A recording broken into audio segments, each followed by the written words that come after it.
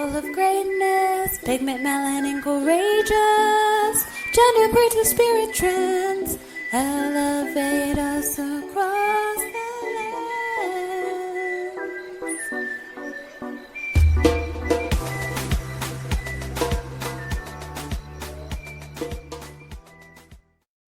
Beautiful beings, welcome. I would like to take a moment of silence for the sun.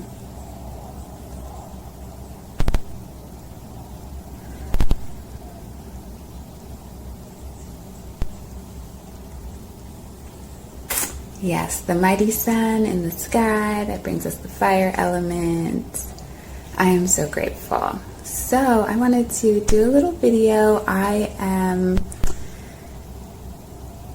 evaluating or renegotiating my relationship to rest, and I thought to document the journey for you all. So to begin, I have a coach, a life coach, Ebony Isis Booth, and I also have a rest coach, Cyan Davis. So with my life coach, we were going in on kind of what is my rest practice. And so I immediately kind of wrote a list, and I titled it Spiritual Self-Care, and I was just writing out all of these self-care things that I do. And from that list, I kind of came up with like, okay, I started another list of more just, I was thinking the opposite of rest is exhaustion. So when am I like remedying my exhaustion? So I made a list of those activities, presented them to Ebony, and she immediately was like, action activities is the antithesis or the opposite of rest. And so that was kind of my brief introduction to going in on my rest, so then I had that meeting with Ebony, and I wrote out kind of like restful, relaxive, I guess there's still actions or ways of being the ways that I am. And that was pretty potent. And I actually lost that list almost immediately, which there's something about that, really being able to grasp or stay present with my restful practices.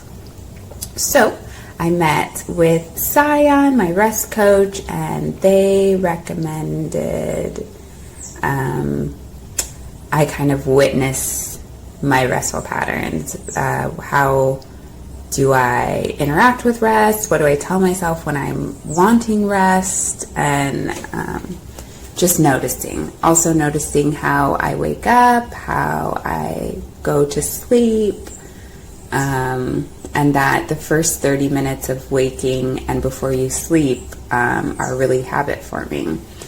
And that was really potent for me to learn or hear again. So I'm kind of in that journey. I'm bringing more restful activities to my life that I also find are very spiritual or like tap me in spiritually. So where am I at now? Noticing a lot of things. In general, I consider myself like a potion. I take from my creative self, from my doer self, from my restful self, and I create like a potion for every moment of like who I am. Some compassion, some boundaries, make up my entity. And I noticed in finding a relationship to rest, I am also negotiating my relationship to my doer self. And I really love my doer self. We've had many decades together and a lot of societal validation. So now I am really grieving my doer self and letting go of my doer self, which is pretty intense. I'm pretty sad about it. But I'm also in rest more. I think of my potion for the last few decades has been base doer self, and then I add all the other parts of me. And now I am switching my base to being in rest, and that really is a monumental shift in my life and going against the patriarchy, colonization, all of these things. And I feel like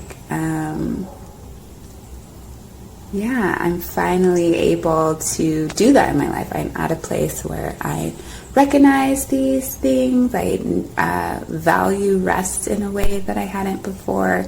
And also, Sion says, like, pretty much your base self, or being in rest and then choosing to do instead of vice versa. Like, I usually am doing and choosing to rest and deciding when rest is appropriate.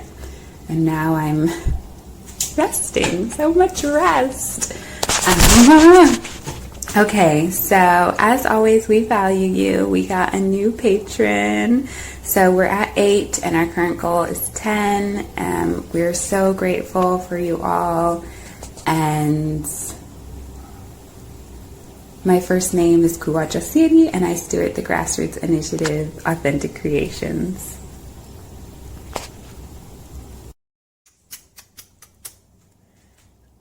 This is kind of different. I need